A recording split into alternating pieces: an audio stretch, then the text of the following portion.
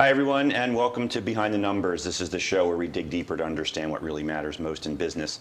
I'm Dave Bookbinder. I'm a senior director at CFGI, where I help my clients with their most important finance and accounting matters. Excuse me, I can speak for a living. You can see I haven't done this for a while. This is first time back after self-quarantine, so apologies for that.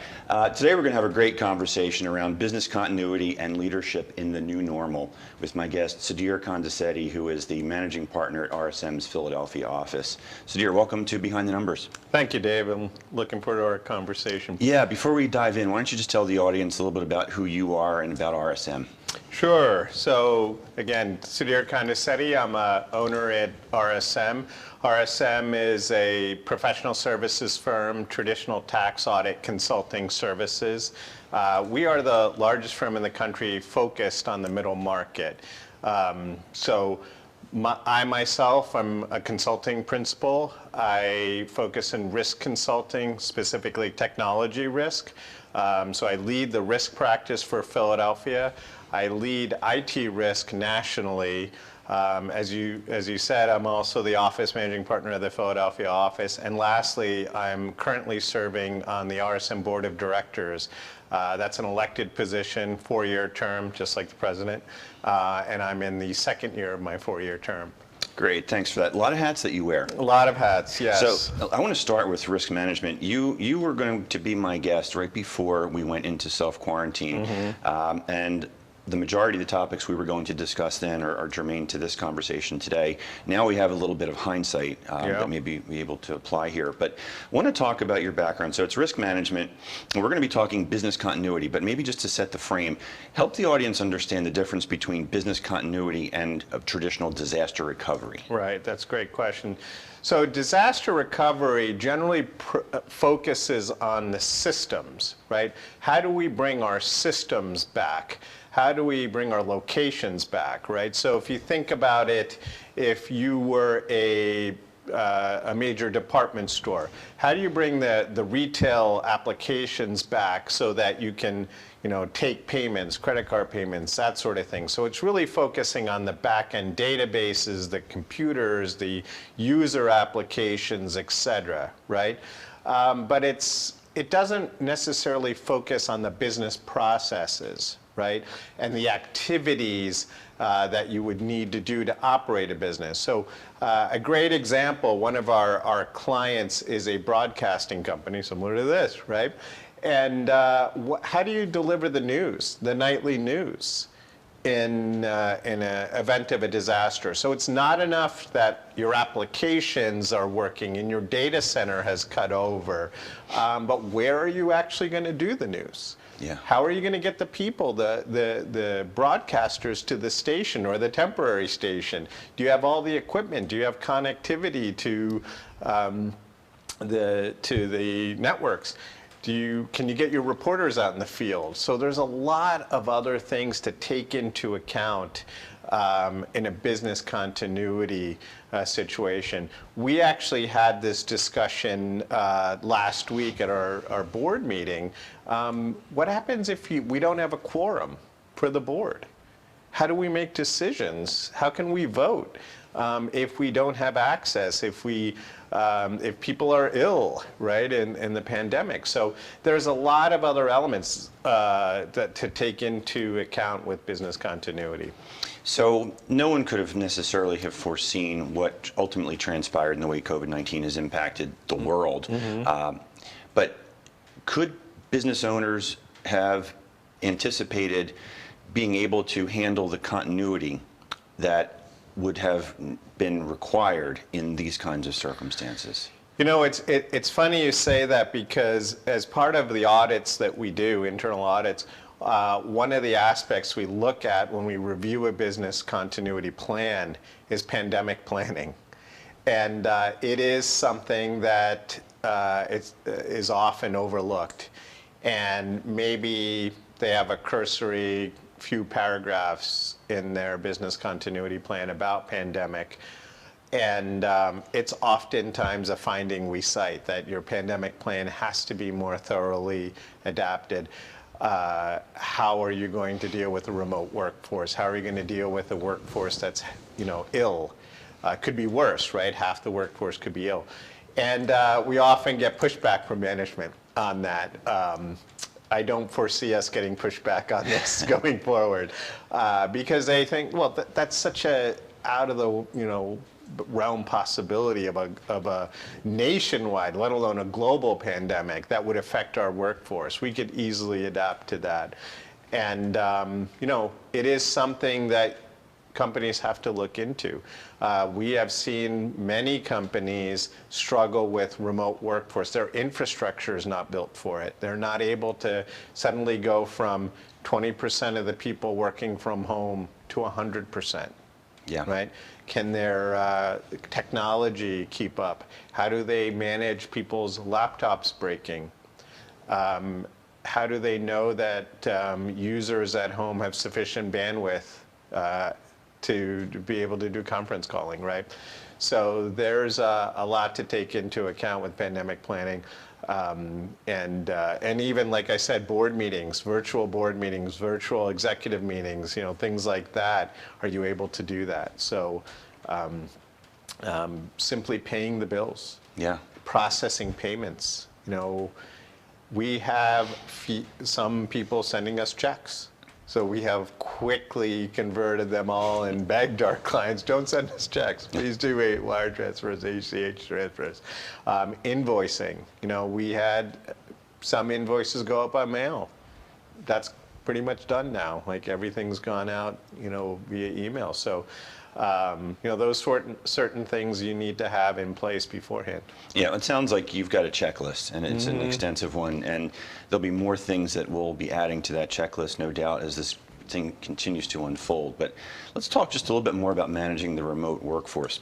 So as a part of a national practice like RSM, to some degree, you're working with remote employees anyway, and there's a challenge working with people in different cities where you're not necessarily seeing them and interacting. But what's been your finding so far, either internally or with your clients, about this remote workforce, and how do you keep people engaged, and how are leaders responding now in this new normal? Yeah, so one thing that we benefit from is we generally have people out in the field all the time, right? So whether they're working from home or working at a client site, they're out and about.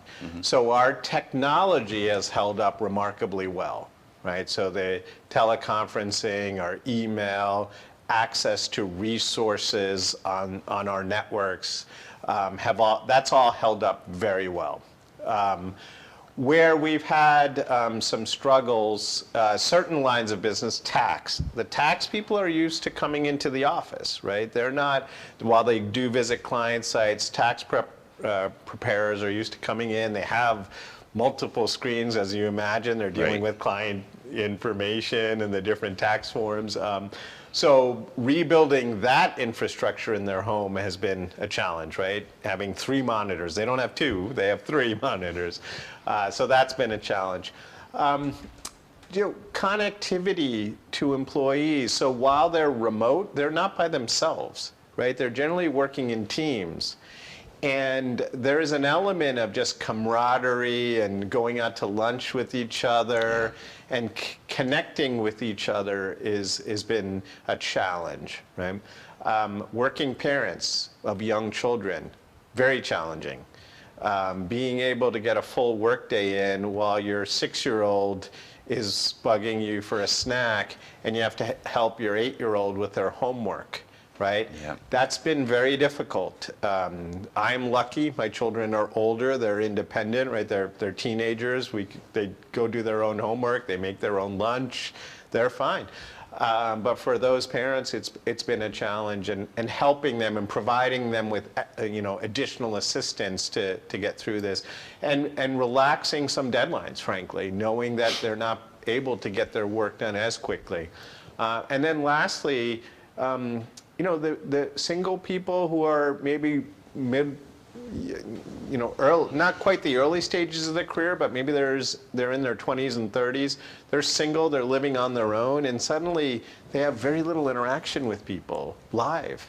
Yeah. And the emotional impact it's having on them, and trying to make sure we have touch points with them so they still feel motivated to work, frankly, because a lot of times it feels to them it's just work all day, then I make my dinner, and then I watch TV, right? So trying to connect with them and making sure they still motivated, that's been a challenge. And then lastly, you know, connectivity with their clients. You know, and prospects. I mean, you and I met through a networking event, right? So, you know, being able to go out and network and meet your clients, understand what they're doing, that takes additional effort right now. We're doing virtual lunches where you can just schedule, hey, let's have a lunch. Like, you bring your lunch, I'll bring my lunch, and we'll just sit here and have a lunch. We've actually had some partners order lunches and send them to their clients. That's nice. And so that it's almost like buying them lunch, right? Yeah. And you sit and you have lunch together with your cameras on and just talking about the challenges they're facing. So. Sudhir, for the folks watching and listening, if they want to get in contact with you to learn more about you or the firm, how you can work together, what's the best way they can reach you? Well, you can call my number at 215-607-3676. That's my phone number. And my email address is my name, which is on the screen. It's hard to spell it, but it's sudhir.kondisetty@rsmus.com. Great. Thanks for sharing that.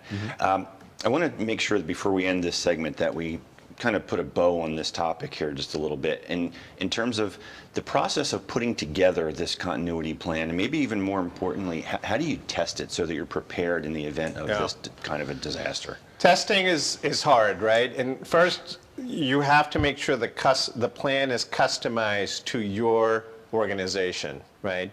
Obviously, a retailer is different from a healthcare organization, is different from a bank, right? So make sure the plan is customized. Testing can be as simple as a tabletop exercise. I would start with that, just making sure you have call trees, you're working through the plan to make sure all the steps are there, everyone clearly knows what they do. And then you can simulate it, pick a day. Maybe it's a holiday, or maybe it's a day where you know you're slower, and execute the plan.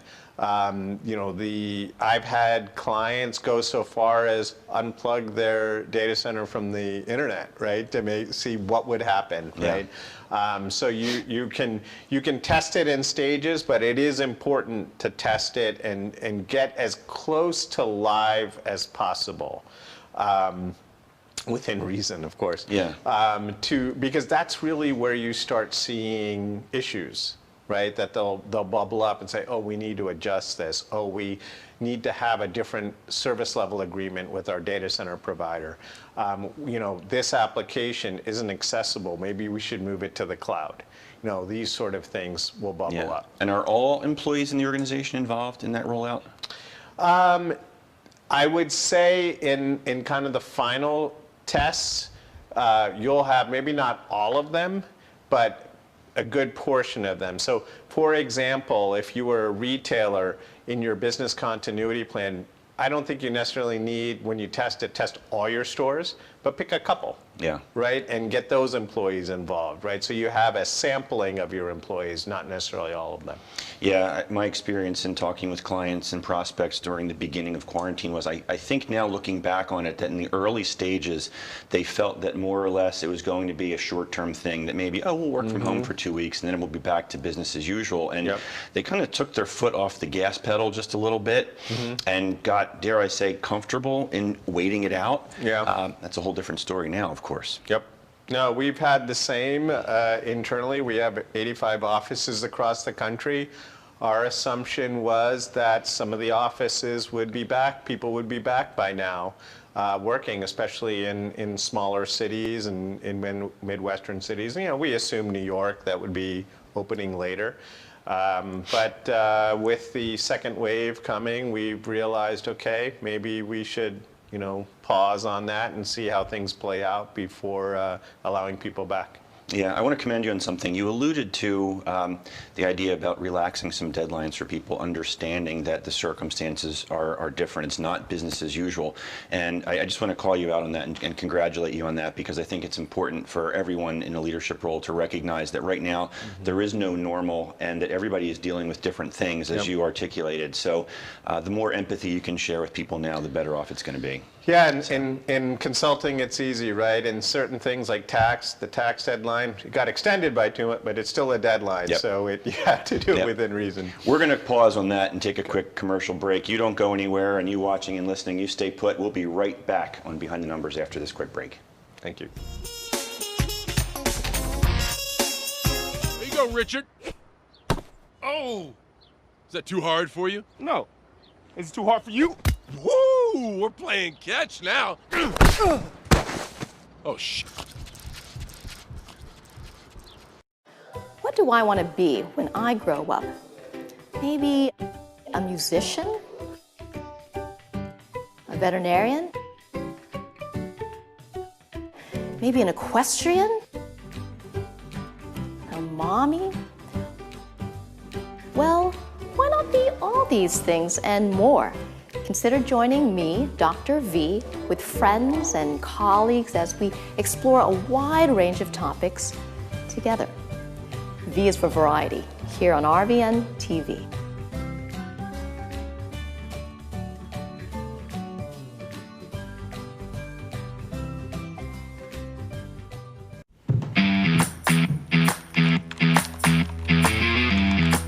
Number 7.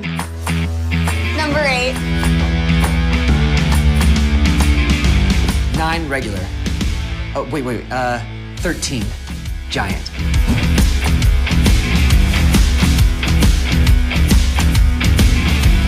The usual? Of course.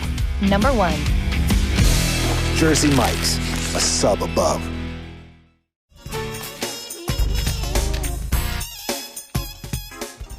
Hi everyone, welcome back to Behind the Numbers. I'm Dave Bookbinder, and today we're talking about business continuity and leadership in the new normal with Sudhir Kondisetty, who's a managing partner in the Philadelphia office at RSM. Great conversation in the first segment about business continuity, Sudhir. I want to shift it a little bit now and talk about the leadership component, as I alluded to. So you mentioned you're a board member for the firm, and you've got roughly about 11,000 employees. And in, we'll call them normal times, that's got to be a daunting task to begin with. What's changed for you as someone who's responsible for 11,000 employees since we've been in this COVID-19 experience? You know, what's funny is, you know, as I said, I'm in my second year as a board member, and after the first year, where you learn a lot, right? People would ask me, how does it feel to be a board member? And I said, oh, it's easy. You know, the firm's doing well, everything's going great, there aren't any issues. And I said, it's probably going to get a lot harder if there are challenges out there, but right now there aren't many challenges with the firm.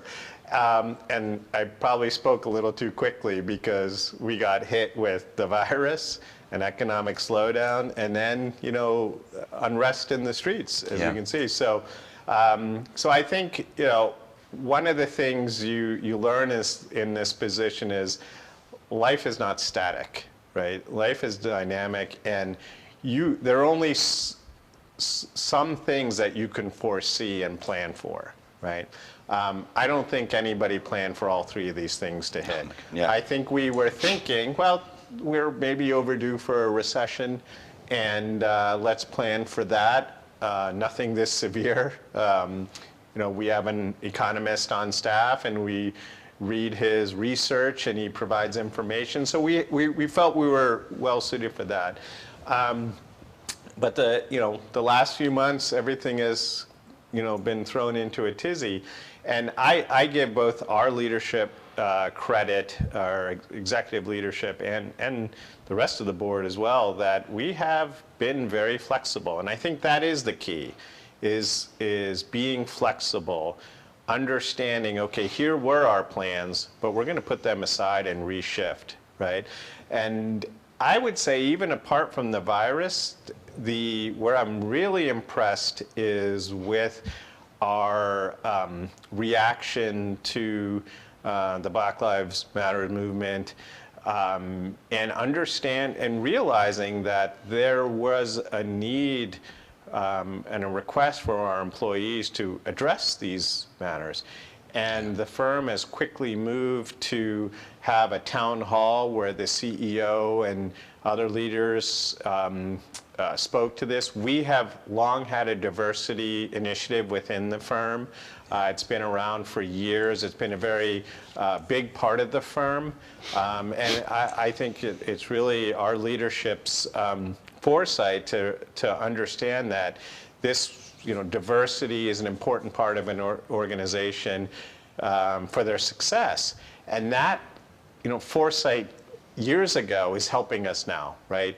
We have a very strong African American employee network group, and they have, taken a large role in helping management understand what to do here and giving them a forum to discuss with the employees what we can change. And I myself, yesterday was RSM's Day of Understanding, and we set aside time where groups could get together and talk about how they're feeling, and talk about the challenges they face as minorities, as women, as LGBTQ folks, and to me, the most impactful thing was hearing senior members of the firm say, I thought I understood these challenges, and I now realize that maybe I don't,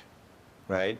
And admitting that, we actually had a forum where people could post videos.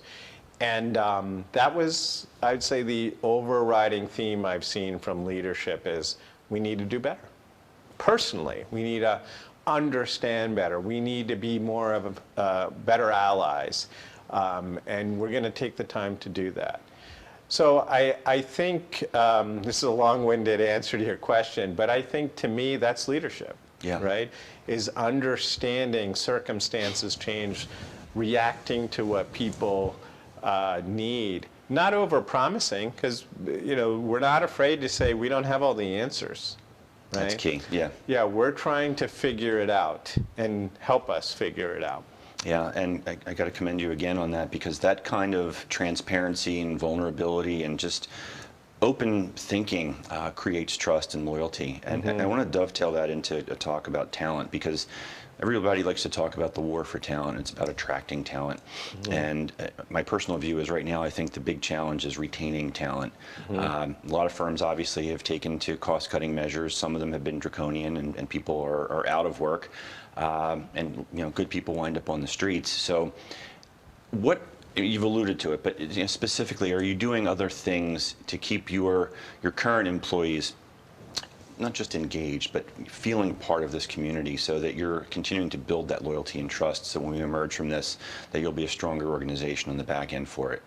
Yeah, we especially during what is traditionally busy season, we would always, because people are working longer hours, we had always brought in meals for them, right? Or had them expense meals, whether at client sites, because that's normal what you do during, because oftentimes you're eating dinner and then still working. So we had that. And now suddenly people are at home, but you still have the deadlines. So we offered people the opportunity to expense meals during the week. And if not meals, groceries, right? And so you had an option to do that and get reimbursed and have meals, food delivered or takeout, whatever, pickup. But also, if you didn't, you could donate your money to food pantries. So, and that was automatic. So you had a choice of either expensing it or donating it. And to donate it, you just did nothing, and it would automatically be donated.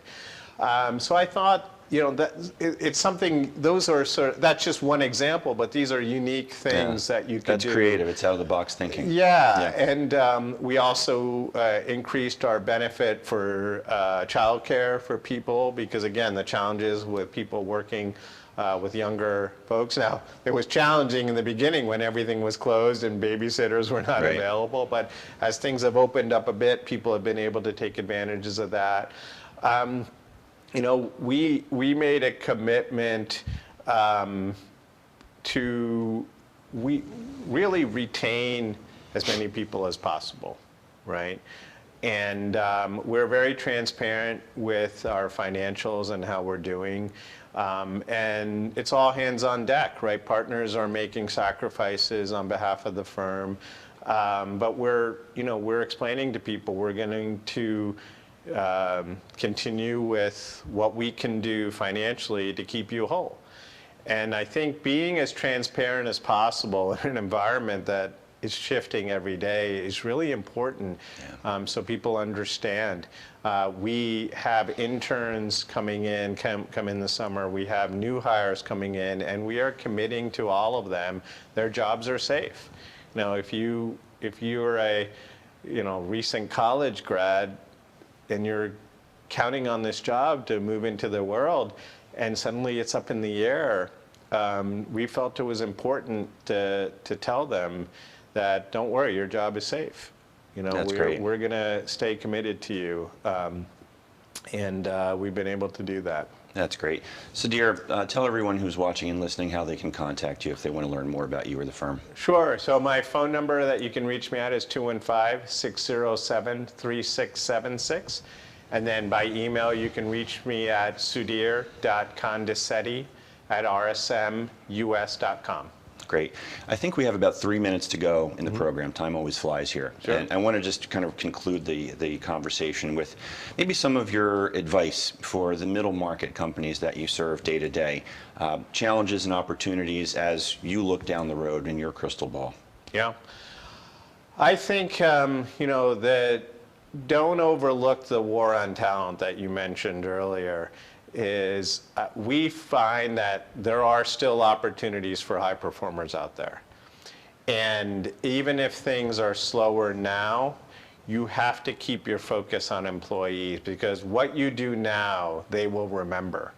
Boom. And when things pick up and opportunities open up, they're going to reflect on how they were treated and the compassion they were shown. And it's going to go a long way. Because that war on talent isn't going to go anywhere. Maybe it's just a lull. Yeah, it's funny. I'm smiling because not only does that resonate, but I actually think I wrote words very similar to that in an article that I published at the beginning of the pandemic. So that really touches home here. The other area to focus on is technology, right? And we have seen that the busiest group in our firm that has not slowed down is our technology consulting practice, helping companies move things to the cloud. It could be standard office applications like webmail, your intranet, things like that, or it could be your ERP system. I think you're going to see that continue to happen, and you need to do it in a smart way. There's a lot of technology groups out there and software vendors who make promises, right? And really understanding there's different versions of the cloud, different versions of support, different service level agreements out there. You really want to make sure you're making the right choices. And while this has accelerated it, when this all calms down, you want to rethink what you did, because the decisions you make in haste and rush in an emergency, you want to reflect on that and see, okay, is this the best vendor or situation we want going forward? Good advice. Thank you so much for joining us today and sharing your insights with the audience. Very much appreciated, Sudhir. Thank you, Dave. I love the opportunity to speak here and had a lot of fun. And good luck to everyone out there. Hopefully we'll have you back again sometime in the near future. We've been talking today with Sudhir Kondisetty, who's the managing partner of Philadelphia office at RSM, and very interesting insights here today on business continuity and leadership in the new normal. My name is Dave Bookbinder. If you've enjoyed the program, please hit the subscribe button or whatever you're watching or listening so that you stay up to date on all that we're doing here at Behind the Numbers. Until then, take care, everybody. Stay well.